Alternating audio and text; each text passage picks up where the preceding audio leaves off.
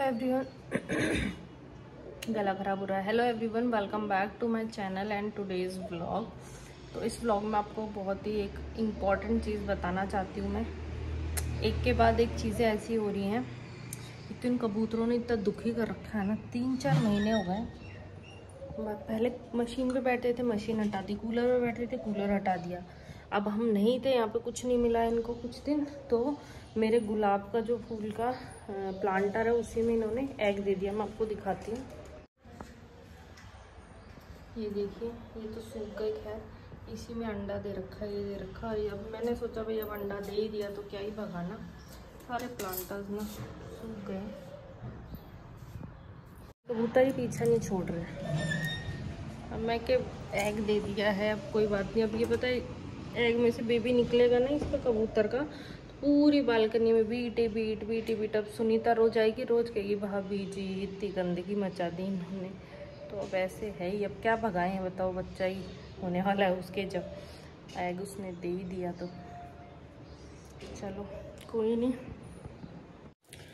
तो हाँ, आप लोगों को मैं बताना चाहती थी, कई का ना कमेंट आ रखे थे कि आपकी मम्मी कहाँ हैं, वीडियो में दिखाया नहीं आपने। जो मैंने पापा जी के शांत होने वाली न्यूज़ आप लोगों के साथ शेयर की थी, उसमें काफ़ी लोगों के कमेंट थे कि मम्मी को अपने पास रखना, आपकी मम्मी कहाँ हैं, नीचे हैं कि आपके जेठानी के पास, आपके पास तो दिख नहीं रही है।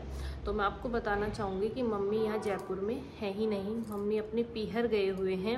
अब बहुत से लोग सोचेंगे कि पीहर क्यों गए हुए हैं ऐसे टाइम पे, तो मैं आपको बताना चाहूँगी कि हम 11 तारीख को गांव से वापस आए थे जयपुर। 4 बजे के आसपास चले थे, तो 6 बजे के आसपास हम पहुँचे थे।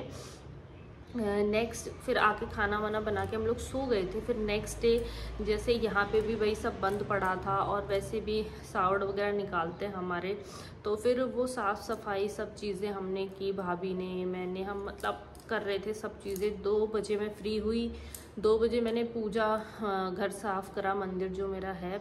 उसके बाद 2:10 पे मैं आसपास पूजा वूजा करके सो गई थी। 2:30 बजे मैं उठी, मैंने चाय चढ़ाई। मेरे लिए सर दर्द सा हो रहा था क्योंकि पूरे सुबह के 5:30 बजे के उठे हुए थे और सफाई में लगे हुए थे। बना भी अपने ऑफिस चले गए थे।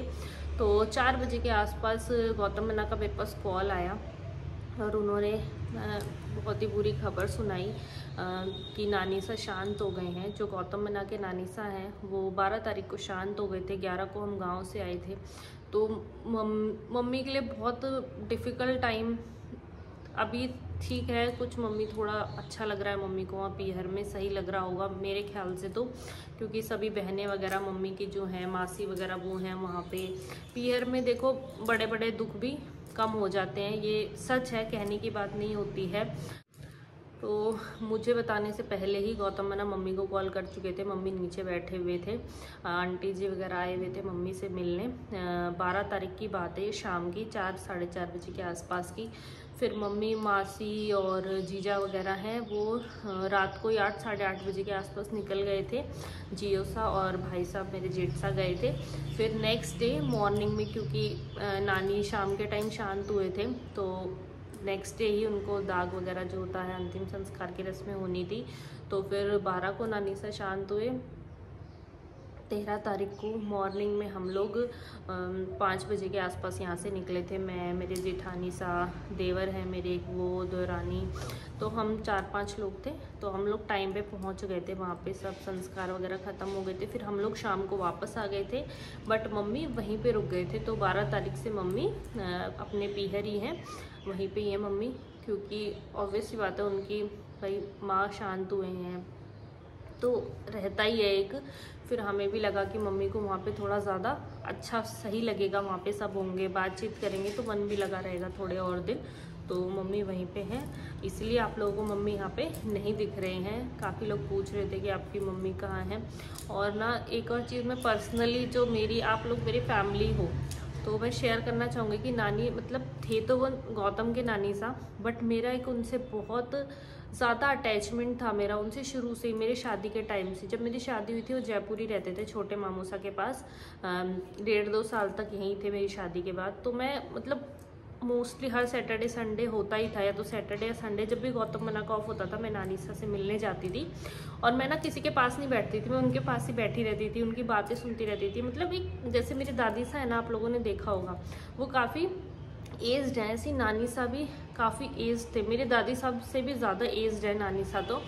तो एक ना कनेक्शन फील होता था उनके साथ मेरे को, तो मैं उनके साथ बहुत बातें किया करती थी। वो मुझे टोक भी देते थे कई चीज़ों के लिए, तो ऐसे चूड़ा पहना कर, लाल रंगा पहना कर, बालों को गूंथ के रखा कर, तो कभी बुरा फील हुआ ही नहीं। ऐसा लगता था मेरे दादी सा ही मेरे से बात कर रहे हैं।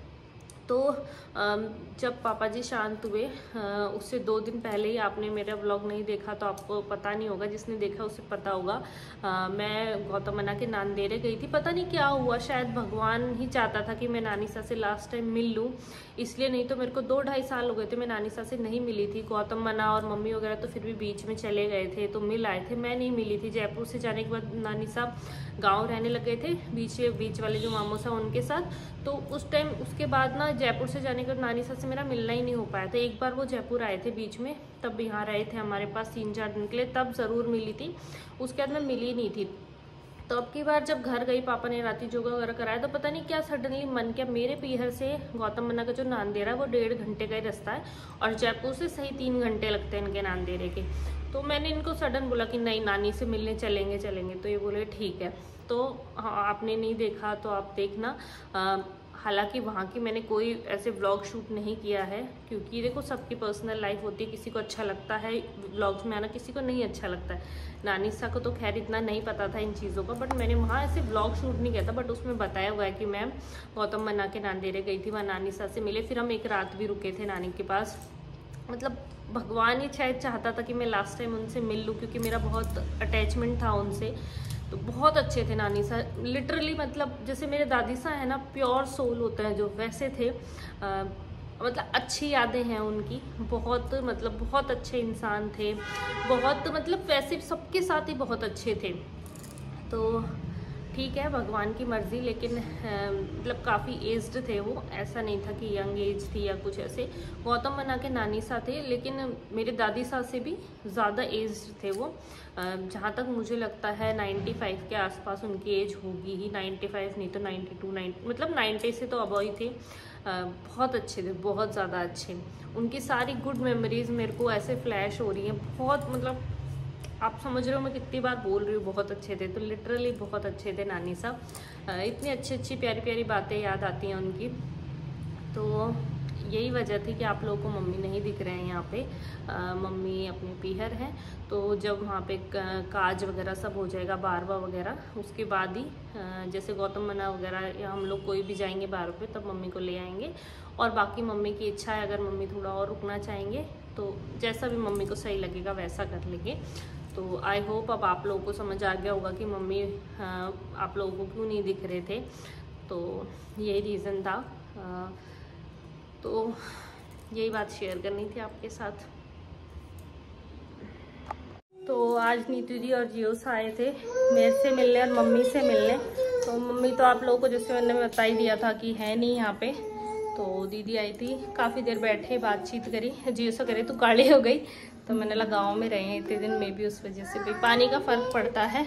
दीदी गोरी गोरी लग रही है, मैं काली काली लग रही हूँ। ऐसा कुछ नहीं है। हाँ चलो बस अब दीदी जा रही है, जल्दी हम लोग मिलेंगे वापस। मैं इससे मिलने आई थी ऐसे ही, क्योंकि उस टाइम भी गांव में गई थी तो भाग दौड़ में ऐसे ही मिले थे। तो इसलिए अभी आई हुई थी, इसको अभी से 2 दिन हो गए ना।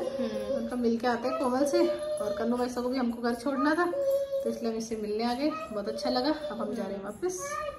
तो अभी ये लोग जा रहे हैं, फिर बनाएंगे खाना वाना। चलिए करो। तो नीचे रुद्र के पास आपका बैट ले लेंगे, इसको टेंशन हो रही है, उसका बैट लेके चला गया। चलो चलो। हाँ बेटा। चलो। नानी के गए, मेरी चप्पल कोई चुरा के ले गया, मम्मी की पहन के आई हूँ। ये नहीं बेटा, ऐसे चल रहा।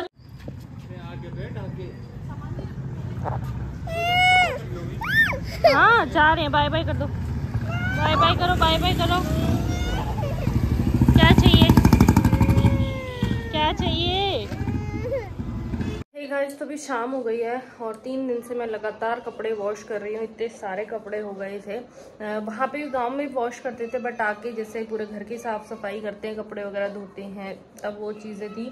और बैग भी अनपैक नहीं किए थे, सामान है पॉकेट्स वगैरह में। तो अब थोड़ा सा मैंने सोचा आज शाम को अब फ्री हूँ थोड़ा, तो पूरा सही कर लेती हूँ। आपको दिखाती हूँ, इतना भयंकर मेरा ये बेड फैला हुआ है कपड़ों से, बैग से। तो यही सही करने बैठी हूँ मैं। देखिए आप, ये बैग पड़े हैं, ये जो अयोध्या लेके गए थे गौतम ने एज इट इज़ पैक है, ये अभी तक अनपैक ही नहीं किया है। ये वाला बैग गांव गया था, ये वाला भी, इसमें परी के कपड़े थे। ये परी का छोटा वाला स्कूल बैग, ये सारे कपड़े, चादरें, बेस वगैरह, परी के पापा के कपड़े, परी के सारे ये वॉश किए हैं मैंने। और सही बताऊँ ना, वॉश करने में इतना जोर नहीं आया जितना फोल्ड बनाने में आ रहा है। तो वहाँ पे मैंने कहा अपना कालीन बिछा दिया, वहाँ पे बैठूँगी और सारे कपड़ों को धीरे धीरे फोल्ड करेंगे। देख लो मेरी परू को। परू खड़े होना बेटा, एक बार खड़े होना। क्या किया आपने, दिखाना। नाइट सूट के ऊपर वो भी उल्टी स्कर्ट पहनी है। क्या पहनी है आपने, क्या पहनी है? उल्टी पहन ली। हाँ, इसको बहुत ज़्यादा स्कर्ट और फ्रॉक अच्छे लगते हैं, बहुत हद से ज़्यादा। अब यहाँ पे मैंने अलग अलग कर लिए हैं कपड़े। ये सारे मेरे, ये परी के पापा के। बेडशीट वगैरह फोल्ड बना दी हैं। और हाँ बेटा, और ये आपको बेस और पैंट शर्ट दिख रही है, ये मैं हवन में बैठी थी तब मिले थे। अभी आपको पास से भी दिखा देंगे। मैं लग जाती हूँ इनकी फोल्ड बनाने की। ऑलरेडी 6 बज गए हैं। 1 घंटे में फटाफट फिनिश करती हूँ ये काम और फिर खाना वगैरह बनाते हैं। पर बेटा फोटो छोड़ दो, नहीं ऐसे नहीं छेड़ते। हाँ मम्मी, फोटो है मम्मा पापा की, फोटो है मम्मा पापा की। क्या है? फोटो। तो स्कर्ट तो निकाल दो आप, उल्टी और पहन रखी है आपने। बुद्धू हो क्या आप? बुद्धू हो क्या? परी बुद्धू है क्या? सीधी तो पहनो, इसको उल्टी पहन रखी है आपने। ऐसे करने सीधी हो जाएगी। निकालो इसको, फिर वापस से पहनो। और ये आपका टॉय उठाओ। सबसे पहले तो मम्मा काम कर रही है ना, टॉय उठाओ यहाँ से आपके। हाँ उठाओ इनको, मम्मा फोल्ड कर रही है, आप भी हेल्प कराओ मम्मा के, ठीक है। देखो अब मेरी गुड़िया ने ये फ्रॉक पहन लिया। परी दिखाओ, आपका फ्रॉक दिखाओ। सीधे हो, दूर हो, पीछे हो, पीछे हो। पैसे ये इसके बड़े पापा लाए थे, इसके लिए थाईलैंड गए थे, जब हाथी बन रहा है इस पे। घूमी घूमी डांस करके दिखाओ, आपका फ्रॉक डांस करके दिखाओ। इन्हें पता नहीं कितने कपड़े बदलती है। तो इस व्लॉग को कर देते हैं यहीं पे एंड, क्योंकि अब मुझे बनाना है खाना। गौतम मना के ऑफिस से आने का टाइम हो गया है। कपड़े सारे फोल्ड कर दिए हैं, बस अलमीरा वगैरह में सेट करने बाकी हैं। तो इस व्लॉग को करते हैं यहीं पे एंड, फिर आपसे मिलते हैं नेक्स्ट व्लॉग में। तब तक के लिए टेक केयर, बाय बाय।